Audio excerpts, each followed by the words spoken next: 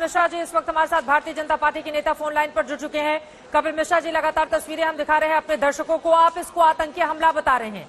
आपको क्यों लगता है कि इस तरह का जो हमला है वो आतंकी हमला है? शोभा यात्रा पर पथराव, पुलिस की जांच अभी जारी है पूरे मामले पर।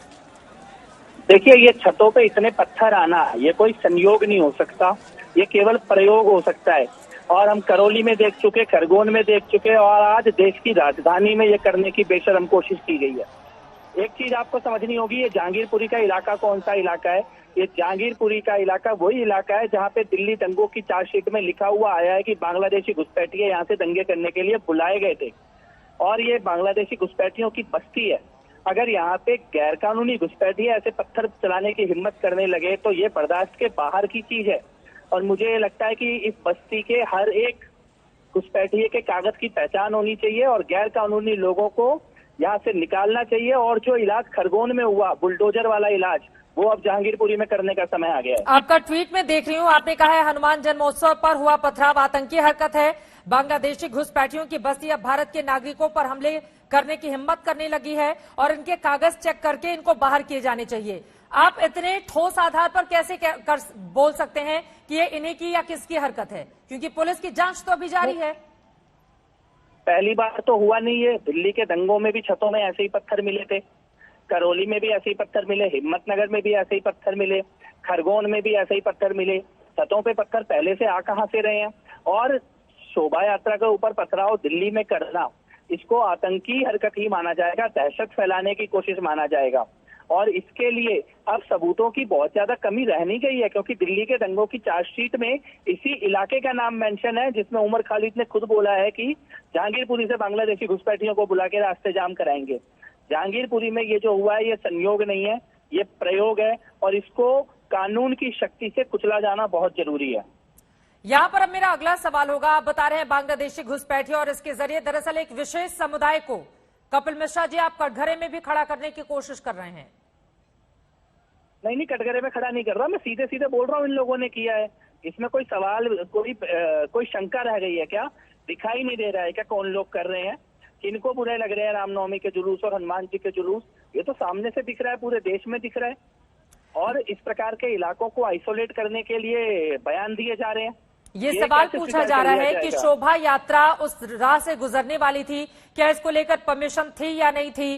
क्या ऐसा तो नहीं शोभा यात्रा के दौरान कुछ ऐसे नारे लगाए गए हों जो दूसरे पक्ष को नागवार गुजरे हों? तो नागवार गुजरेंगे तो पत्थर चलाएंगे, बम चलाएंगे, आग लगाएंगे? नागवार गुजरेंगे तो पत्थर चलाएंगे क्या? इस चीज को अनुमति दी जाएगी क्या? क्या आप ये कह रहे हैं कि अगर कोई शोभा यात्रा गुजर गई, उसकी परमिशन के ऊपर कोई सवाल है तो पत्थर चला दिए जाएंगे इस देश में? कई जो पुलिस अधिकारी हैं, पुलिस वाले हैं, वो भी बुरी तरह से जख्मी हुए हैं। जरा मैं चाहूंगी, ये कब का मामला है? अगर आपके पास कोई जानकारी हो तो बताइए हमारे दर्शकों को। ये शोभा यात्रा कब निकाली गई थी? कुल कितने लोगों की मौजूदगी थी? कब ये पथराव हुआ? इसके बारे में डिटेल में देंगे क्या आप जानकारी, अगर आपके पास हो तो, कपिल मिश्रा जी?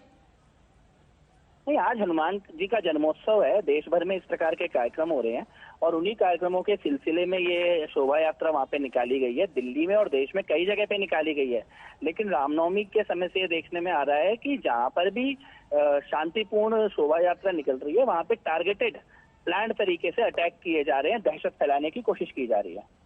दहशत फैलाने वाले लोग आपको बांग्लादेशी घुसपैठिए नजर आ रहे हैं और आपको लगता है कि दरअसल उनके कागज गलत हैं और फिर उनकी पहचान करके उनको वापस वहां पर भेजा जाना चाहिए।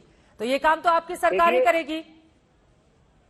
दिल्ली के अंदर शाहीन बाग के समय, दिल्ली के दंगों के समय, और आज इस वक्त देश में जो हो रहा है, इसमें तीन चीजें बड़ी साफ हैं। एक तो पीएफआई की गतिविधियां बहुत साफ है, टेरर मॉड्यूल और आतंकी गतिविधियों का स्वरूप बदल गया है। अब ये क्योंकि बड़े आतंकी हमले नहीं कर पा रहे, तो शहरों में छोटे छोटे दंगे, फसाद, पत्थर, इसकी कोशिश की जा रही है, और ये उसी का एक और उदाहरण सामने आया है। सरकार तो कर ही रही है, खरगोन में जिसने पत्थर उठाया उसके घर की एक एक ईंटें अलग हो गई हैं, और मुझे लगता है कि दिल्ली में भी वही करने का समय आ गया है। दिल्ली पुलिस तो केंद्रीय गृह मंत्रालय के अधीन है, तो आपको लग रहा है कि इस हरकत में जितने भी लोग शामिल होंगे उनके घरों पर भी बुलडोजर चलाए जाएंगे, अगर वो साबित हो जाता है? चाहिए, डेफिनेटली बुलडोजर चलने चाहिए बिना किसी का धर्म और पहचान देखे। जिसने हाथ में पत्थर उठाया है उसको ऐसी सजा मिलनी चाहिए कि जिंदगी में कोई दूसरा पत्थर उठाने की हिम्मत न कर पाए।